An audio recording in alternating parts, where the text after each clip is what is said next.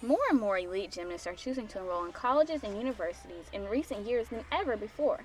Elite gymnasts are athletes that have reached the top level in gymnastics. The levels in gymnastics range from 1 to 10. The elite level is the very last level and the most difficult level. Elite gymnasts have competed in competitions such as the Olympics, national championships, and several other competitions. For many young gymnasts like 12-year-old Elena Arenas, this is a goal that they've always had. So excited because this has been my goal for a really long time.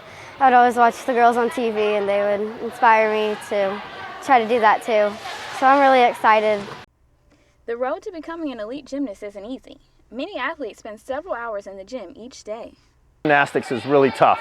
There's a lot of training involved. You know, they're training 30 to 40 hours every week, where you go to college and you're only training 20, and some of those 20 are actually not doing gymnastics. Some of those 20 could be, weights training or conditioning.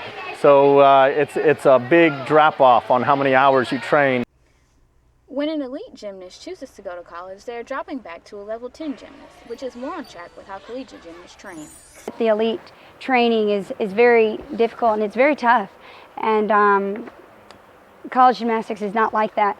And so by choosing to go back to level 10, it's more on the lines of what college gymnastics is like and the training hours and everything like that.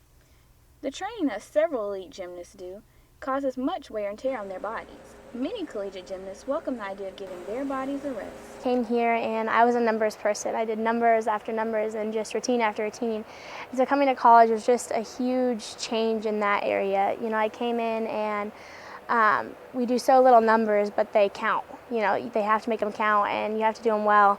And so that was a huge switch for me, and the effect on my body was just amazing. I mean, I was lucky enough, I've never had really any injuries, but I see some elite gymnasts and they're so worn down and they have injuries, and I think coming to college, especially with the coaches we have, it's amazing how they help your body stay in shape and just stay, it's valuable. That's all we rely on. The wear and tear on their bodies aren't the only sacrifices that elite gymnasts are used to making. Just the fact that she's not going to public school right now to train.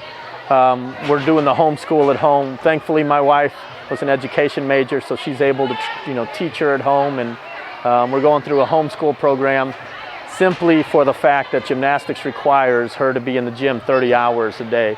And if she's not in the gym 30 hours a day, there's kids out there that are getting better and better and better. The sacrifices don't stop when they go to college either, but former Olympian Brittany Rogers realized that each sacrifice she makes is worthwhile.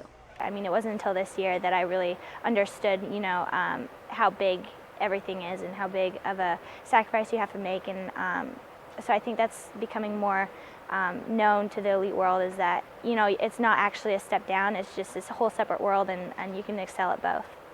College coaches and club coaches are excited about the trend of elite gymnasts choosing to come to college, just like here at the University of Georgia. And I think it helps all of our programs when we have elite gymnasts in there.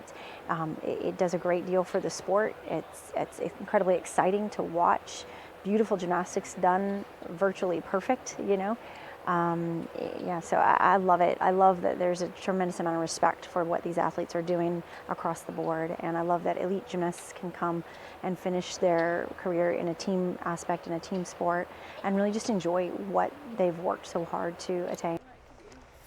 With much to gain from attending a college or university, this trend is expected to remain on the rise. Lonnie Gibson, Grady Sports.